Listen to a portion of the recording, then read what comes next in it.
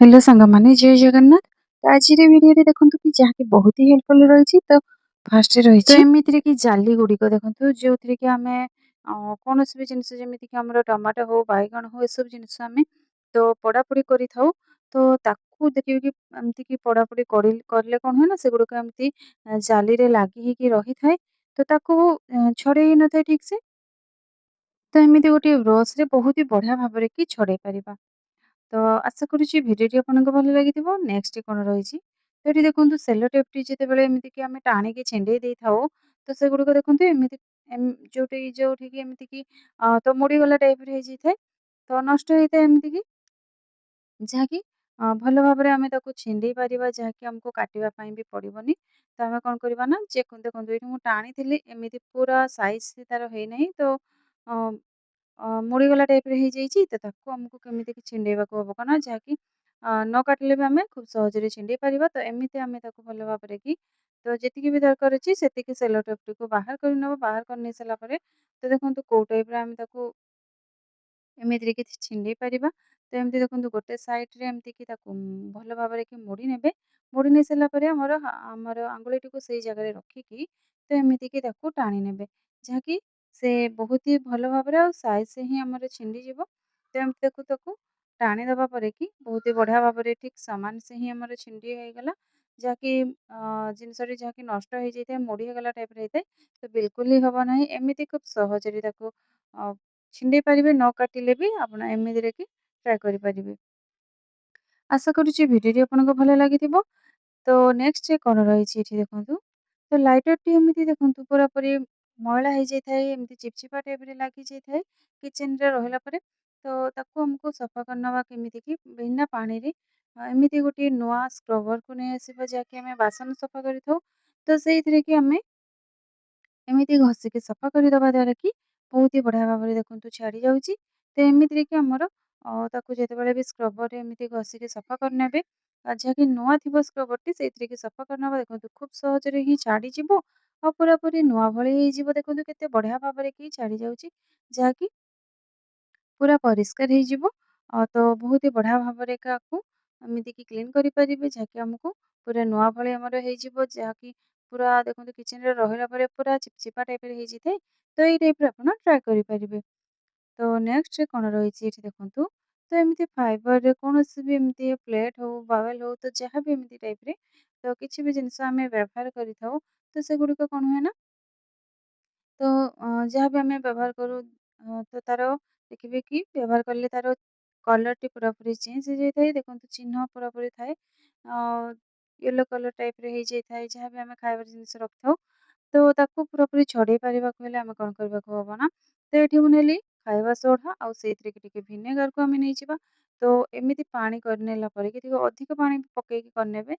ତାପରେ କି ଆମର ଏସବୁ ଜିନିଷକୁ ପୁରାପୁରି ତାକୁ ଅ ରଖିନେବେ ସେ ପାଣିରେ ବହୁତ ସାରା। ଏମିତି ମୁଁ ଅଳ୍ପ କି ଆପଣଙ୍କୁ ଗୋଟେ ଜାଗାରେ ଏମିତି ଦେଖେଇଛି। ତ ଏମିତି ତାକୁ ଭଲ ଭାବରେ ଚାରିପଟେ ଲଗେଇ ନେବେ ସବୁ ଜାଗାରେ କି, ଯୋଉ ଜାଗାରେ ବି ଏମିତି ଚିହ୍ନ ଥିବ। ତ ତାପରେ କି ଆପଣଙ୍କର ବହୁତ ହି ବଢ଼ିଆ ଭାବରେ ଏମିତି ଗୋଟେ ସେକେଣ୍ଡରେ ହିଁ ଛାଡ଼ିଯିବ ଦେଖିବେ କି। ତ ଦେଖନ୍ତୁ ଏଇ ଟାଇପ୍‌ରେ ଆମର ଯାହା ବି ଏମିତି ଟିକେ ହାଲକା ଭାବରେ, ବେଶୀ କିଛି ହେଇନାହିଁ ତ ହାଲକା ଭାବରେ ଏମିତି ଅଛି। ତ ସେଇଥିରେ କି ଏମିତି ଲଗେଇକି ତାକୁ ଧୋଇ ନେବେ। ଧୋଇ ସାରିଲା ପରେ ଦେଖିବେ କି ବହୁତ ହି ବଢ଼ିଆ ଭାବରେ କି ଛାଡ଼ିଯିବ, ପୁରା ସଫା ହେଇଯିବ। ତ ଏମିତିରେ କି ଆପଣଙ୍କର ସଫା କରିପାରିବେ ଯାହା ବି ଏମିତି ଲାଗିଥାଉ ତ ଦାଗ ଗୁଡ଼ିକ ଖୁବ୍ ସହଜରେ କି ଏମିତି ପ୍ଲେଟ୍ ଫାଇବରରେ ଯେକୌଣସି ବି ଜିନିଷ ଗୁଡ଼ିକ ରହିଛି ତ ତାକୁ ସଫା କରିପାରିବେ। ତ ଆଶା କରୁଛି ଭିଡ଼ିଓଟି ଆପଣଙ୍କୁ ଭଲ ଲାଗିଥିବ। ନେକ୍ସଟ କ'ଣ ରହିଛି ଦେଖନ୍ତୁ। ତ ତାପରେ କି ଦେଖନ୍ତୁ ଏଇଥିରେ କି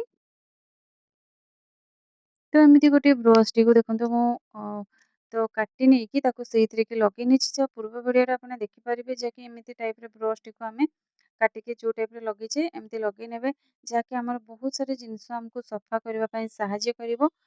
ତ ଏମିତି ଦେଖନ୍ତୁ ଫ୍ରିଜ୍‌ରେ ଯାହାକି ସାଇଡ୍‌ରେ ରବର ଗୁଡ଼ିକ ଏମିତି ଲାଗିଥାଏ, ତ ସେଇ ଜାଗାରେ ବହୁତ ସାରା ଏମିତି ଦେଖନ୍ତୁ ଏମିତି ଜମି ଯାଇଥାଏ ମଇଳା ଗୁଡ଼ିକ, ବିଲକୁଲ ହିଁ ଆମେ ଜଣା ପଡ଼ିନଥାଏ। ତାପରେ କି ଆମେ ତାକୁ ଧ୍ୟାନ ଦେଇନଥାଉ, ଯାହାଫଳରେ କି ଆମର ଫ୍ରିଜ୍‌ଟି ନଷ୍ଟ ହେଇଥାଏ। ଯେମିତିକି ଆପଣଙ୍କର ଇଲେକ୍ଟ୍ରିକ୍ ବିଲ୍‌ଟି ଅଧିକ ଆସିଥାଏ। ରବର ଗୁଡ଼ିକ ଏମିତି ଧୂଳି ମଇଳା ଲାଗିଲେ ହିଁ ଯେତେବେଳେ ବି ଆମେ ଡୋର୍‌ଟିକୁ ଲଗେଇଥାଉ ସେଗୁଡ଼ିକ ଠିକ୍‌ସେ ଲାଗି ହିଁ ନଥାଏ। ତ ଲାଗି ହେଇଯାଇଥାଏ କିନ୍ତୁ ତାର ଭିତରେ ଯେତେ ସାରା ବି ଥଣ୍ଡା ଗୁଡ଼ିକ ଦେଖିବେ କି ବାହାରକୁ ସାଇଡ଼ରେ ଆସିଥାଏ ବିଲକୁଲ ହିଁ ଆମେ ଜାଣିପାରିନଥାଉ ତା ଫଳରେ କି ଫ୍ରିଜ୍‌ଟି ତ ଖାଦ୍ୟ ଗୁଡ଼ିକ ଯାହା ବି ଆମେ ଯେସବୁ ଜିନିଷ ରଖିଥାଉ ଶୀଘ୍ର ଥଣ୍ଡା ହେଇନଥାଏ। ତ ଅଧିକ ଟାଇମ୍ ଲାଗିଥାଏ ଆମକୁ ଫ୍ରିଜ୍‌କୁ ଚଲେଇବା ପାଇଁ ସବୁବେଳେ ଏମିତି ଚଲେଇଥାଉ। ତ ଦେଖନ୍ତୁ ଏମିତିରେ କି ବ୍ରସ୍‌ରେ ଆମେ ସଫା କରିପାରିବା।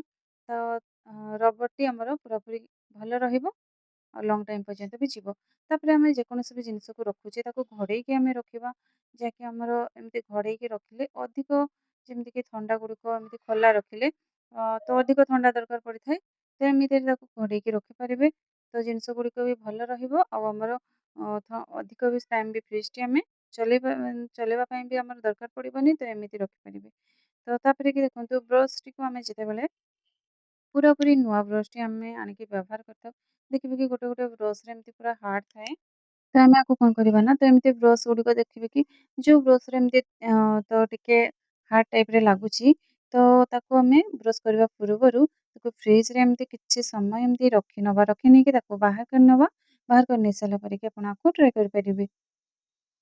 ତ ଦେଖନ୍ତୁ କିଛି ସମୟ ଆକୁ ରଖିଲା ପରେ ଆମେ ବାହାର କରିନବା। ତାପରେ କି ଆକୁ ଆମେ ବ୍ୟବହାର କରିପାରିବା। ତ ଆଶା କରୁଛି ଭିଡ଼ିଓଟି ଆପଣଙ୍କୁ ଭଲ ଲାଗିଥିବ। ନେକ୍ସଟ କଣ ରହିଛି ତ ଏଇ ଟାଇପ୍‌ରେ ଦେଖନ୍ତୁ ଫନକି ଗୁଡ଼ିକ ଆମେ ତ ଯେତେବେଳେ ଆମେ ଦେଖନ୍ତୁ ବ୍ୟବହାର କରିଥାଉ ଯଦି କି ତାର ଧାରଟି କମିଯାଇଛି ତାହେଲେ କି ଆମେ ଖୁବ୍ ସହଜରେ ଧାର କରିପାରିବା। ତ ଏମିତି ଦେଖନ୍ତୁ ଚା ଛଣା ଷ୍ଟିଲ୍ ଚା ଛଣାରେ ନବା ତାର ପଛ ସାଇଡ଼ରେ ତ ଏମିତି ଆମର ଯୋଉଥିରେ କି ଆମର ଆମେ ଯାହା ବି ଜିନିଷ କାଟିଥାଉ ଦେଖିବେ କି ଅଧିକ ସମୟ କାଟିଲେ ତ ତାର ଧାରଟି କମିଯାଇଥାଏ ଅଧିକ ଦିନ ବ୍ୟବହାର କଲେ। ତ ଧାରଟିକୁ ଖୁବ୍ ସହଜରେ କରିପାରିବା। ଏମିତି ଚା ଛଣାରେ ତାକୁ ଘଷି ନବା ଦେଖିବେ କି 2 ସାଇଡ଼ରେ କି ଯାହାକି ବହୁତ ହି ଭଲ ଭାବରେ ସେଗୁଡ଼ିକ ଏମିତି ଷ୍ଟିଲ୍ ଚା ଛଣାରେ ତାକୁ ଘଷି ଦବା। ଦେଖିବେ କି ଧାର କରିବା ପାଇଁ ବହୁତ ହି ସହଜ ହବ। ଆଉ ବହୁତ ହି ବଢ଼ିଆ ଭାବରେ ବି ଧାର ହେଇଯିବ। ତ ଏମିତିରେ ଆପଣ ଟ୍ରାଏ କରିପାରିବେ। ଆଶା କରୁଛି ଭିଡ଼ିଓଟି ଆପଣଙ୍କୁ ଭଲ ଲାଗିଥିବ। ତ ଯଦି ଭଲ ଲାଗିଥିବ ତାହେଲେ ଲାଇକ୍ କରିଦେବେ ଆଉ ଚ୍ୟାନେଲ୍ ଯଦି ନୂଆ ଥିବେ ତାହେଲେ ଚ୍ୟାନେଲକୁ ସବସ୍କ୍ରାଇବ୍ କରିଦେବେ। ରହିଲି ଜୟ ଜଗନ୍ନାଥ।